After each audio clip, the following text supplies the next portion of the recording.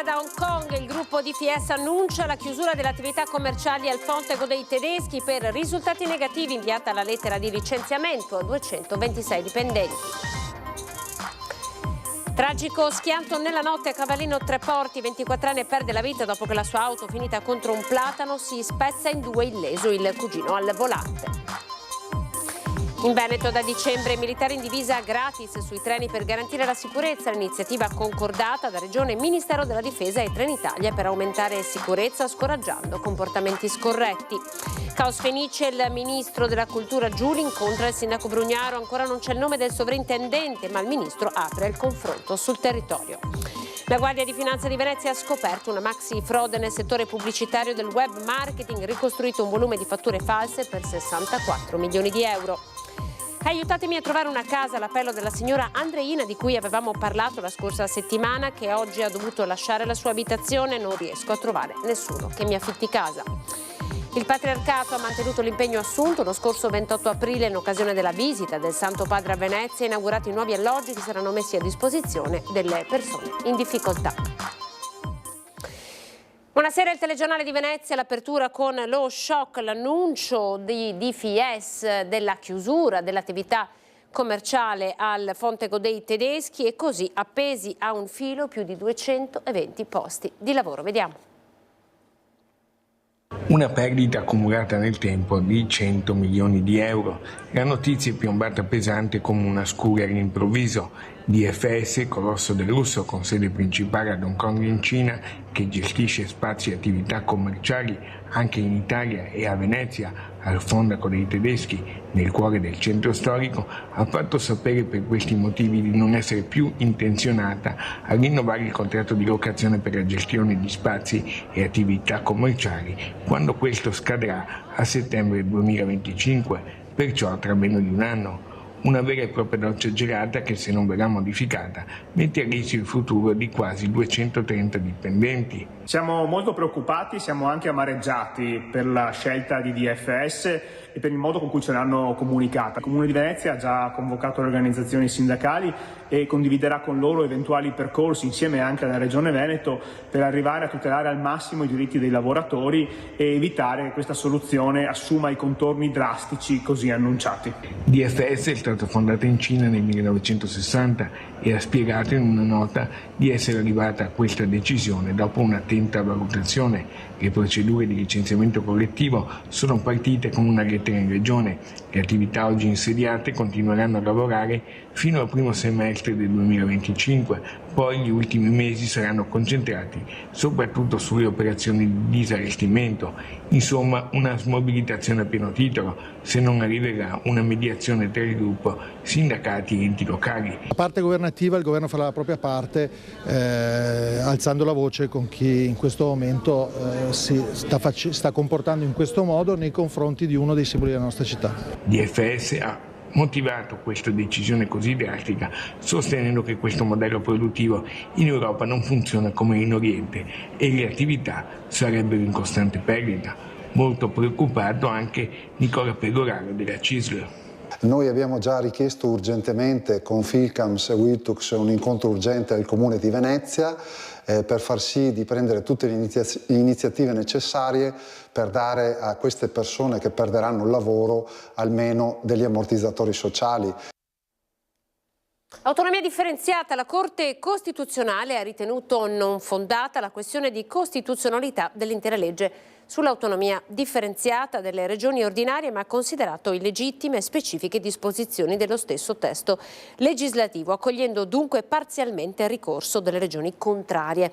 Lo ha reso noto la stessa Consulta in una nota che continua: spetta al Parlamento, nell'esercizio della sua discrezionalità, colmare i vuoti derivanti dall'accoglimento di alcune delle questioni sollevate dalle ricorrenti nel rispetto dei principi costituzionali, in modo da assicurare la piena funzionalità della legge.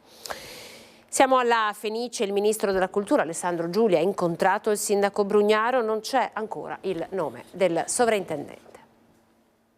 Nella giornata di Cruciale c'è soltanto la visita a Mestre. Mi sono incontrato con il sindaco perché contestualmente ho approfittato per vedere il primo cittadino di Venezia con il quale c'è un rapporto di amicizia e si è parlato di tante cose, anche ovviamente della Fenice, perché è dovere del Ministro della Cultura ascoltare il territorio, a cominciare dal sindaco di Venezia. La giornata mestrina del ministro della cultura Alessandro Guidi doveva essere dedicata alla visita delle istituzioni culturali della città, ma in primo piano, incontro con Brugnaro compreso, non è potuto non esserci il caso Fenice, lo storico teatro d'opera veneziano stretto da un lato da un possibile sciopero che mette a rischio l'apertura della stagione lirica con l'Otello di Verdi il 20 novembre, dall'altro dall'acceso dibattito sul sostituto del sovrintendente uscente Fortunato Ortombina. Credo siano due temi differenti, la governance della Fenice e le ragioni di uno sciopero ancora da verificare, diciamo così.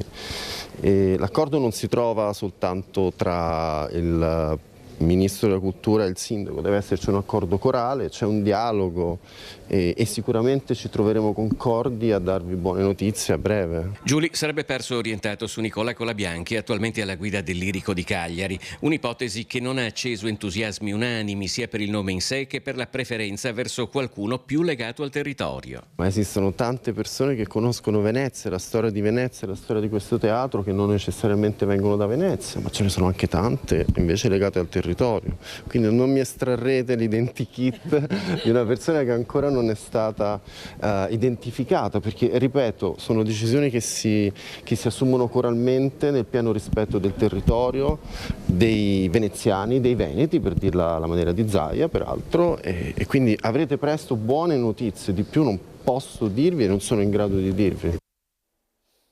Cavallino Treporti, la cronaca con il tragico schianto di cui è rimasto vittima un giovane di soli 21 anni. Mezzanotte e 40, Cavallino Treporti, via Fausta, direzione Cassavio. Il tremendo impatto dell'auto, una BMW contro il platano, è stato udito a centinaia di metri di distanza. Alcuni residenti della zona sono intervenuti, ma purtroppo per Ilind Tachi, conosciuto come Lindi, 21 anni, non c'è stato nulla da fare. Sono uscito e ho visto la macchina ormai accartocciata appena qua fuori sull'albero. Delle due persone a bordo? Le due persone a bordo, uno era privo di sensi, l'altro era già morto. Quello privo di sensi si è alzato dopo più o meno 10 minuti ed è uscito dalla macchina. Il 21enne, residente a Cassavio, era seduto al lato del guidatore, al volante un suo cugino di 24 anni. I due stavano tornando da Jesolo quando il cugino ha perso il controllo del veicolo, che è uscito di strada finendo contro un platano, poco dopo la curva del cimitero di Cavallino. Lindi è morto sul colpo, mentre il cugino è stato trasferito all'ospedale di San Donà con ferite non gravi. Sul posto sono intervenuti i soccorsi del SUEM e i carabinieri di San Donà per constatare la morte del giovane e per effettuare i rilievi del caso.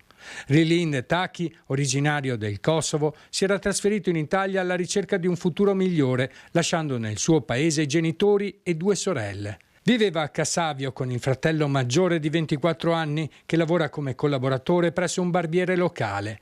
Lindi lavorava come giardiniere al camping Union Lido e come assistente ai parchi giochi del camping Marina di Venezia. Era un lavoratore serio e professionale che sosteneva la sua famiglia in Kosovo. L'incidente ha scosso profondamente la comunità e i numerosi amici e parenti di Lindi che ricordano il giovane con affetto e tristezza. Il nostro dispiacere come comunità per questa triste vicenda e anche le nostre condoglianze alla famiglia. Tutta la comunità si stringe attorno a queste persone. Un'altra giovane vita si è interrotta per colpa di un incidente stradale. Al di là degli accertamenti che ovviamente le forze di polizia e dell'ordine stanno seguendo e che chiariranno la dinamica, raccomando a tutti comunque di andare piano, proprio perché quando ci si mette alla guida di un autoveicolo il pericolo c'è sempre. In Veneto da dicembre militari in divisa gratis sui treni per garantire la sicurezza. Questa mattina l'accordo.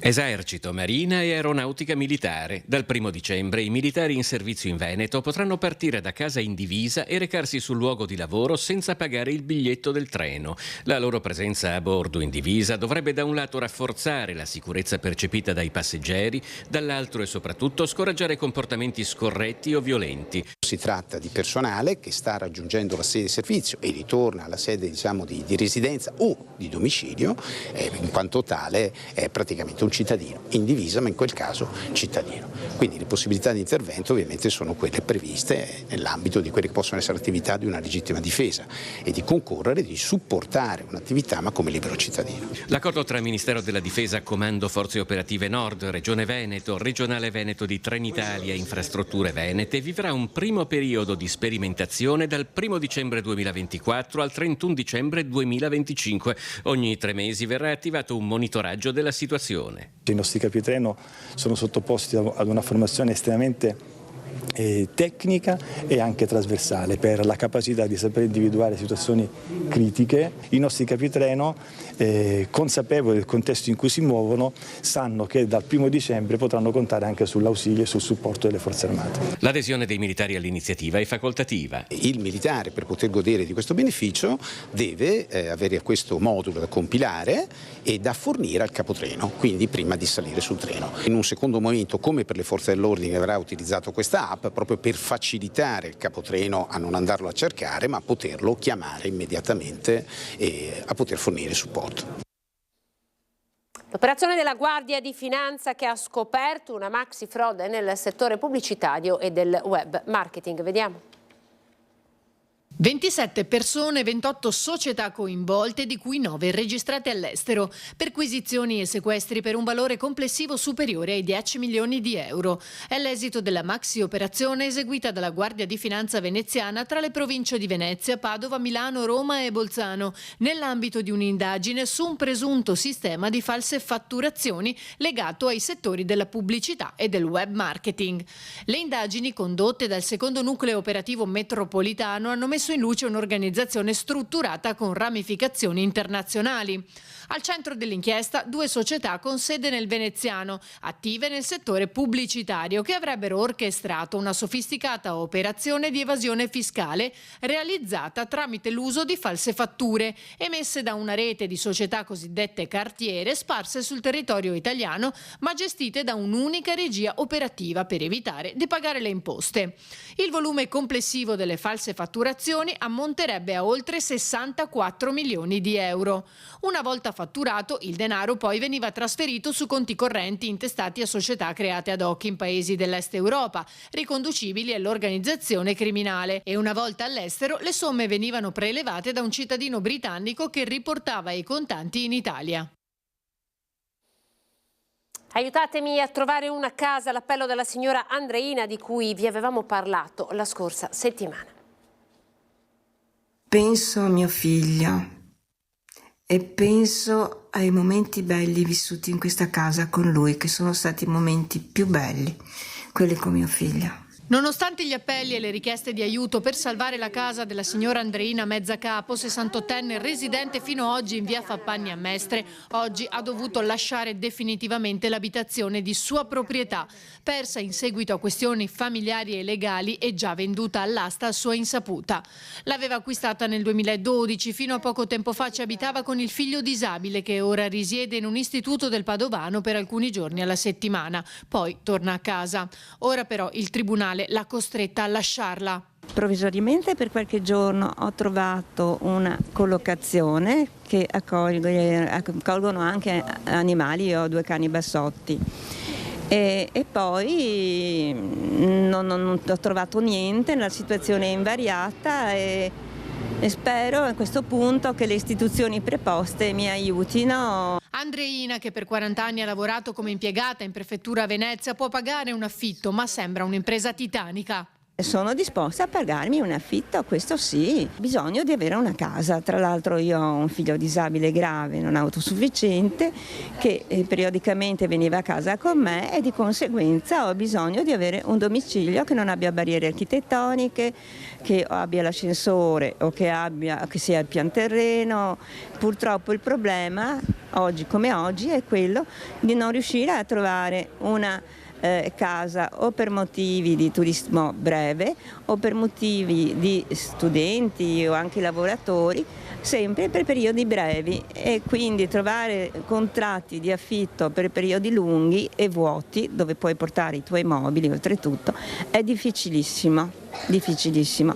E tra l'altro devi dimostrare di avere un reddito molto alto. Già quando sentono parlare di una persona in pensione va a capire te quale meccanismo si mette in moto, che c'è subito una forma di diffidenza, no? Se poi vedono una donna sola non ne parliamo proprio. Nel pomeriggio la donna doveva essere ricevuta dagli assistenti sociali per parlare della sua situazione, ma poco prima dell'appuntamento è stato disdetto con la motivazione che non potevano esserle d'aiuto. Visto che hanno tutti questi social housing, anche in deroga possono dare un appartamento alla signora che sia adibito per il figlio anche. E poi di contro ci sono i nuovi alloggi che sono stati inaugurati. Il Patriarcato ha mantenuto l'impegno assunto lo scorso 28 aprile durante la visita di Papa Francesco. Lo aveva annunciato il Patriarca Monsignor Francesco Moraglia davanti al Santo Padre al termine della messa di Papa Francesco in piazza San Marco lo scorso 28 aprile, mentre si concludeva la sua storica visita pastorale a Venezia. Ora gli appartamenti messi a disposizione delle persone bisognose e anche al servizio di ex detenute realizzate dalla diocesi di Venezia sono diventati realtà, un segno concreto di attenzione agli ultimi tanto cara proprio a Papa Francesco, l'inaugurazione dopo un complesso intervento di restauro del complesso ex Muneghette nel sestiere di Castello, zona Arsenale a Venezia. Inaugureremo Casa Betlemme con 8 mini appartamenti per donne in difficoltà, in modo particolare per chi vive l'esperienza del carcere.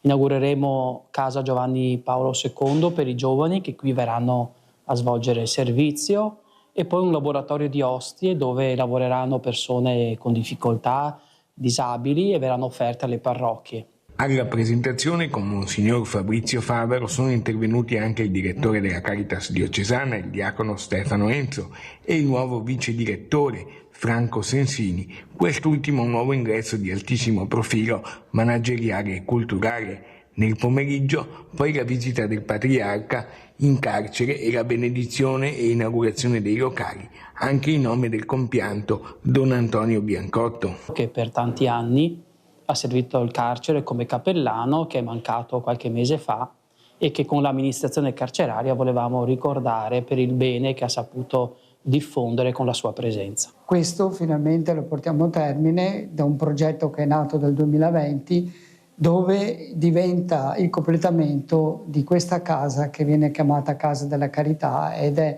la casa che accoglie tutte quelle persone che hanno bisogno. Ci fermiamo ora all'ultimo servizio, grazie per essere stati in nostra compagnia, buon proseguimento di serata, arrivederci.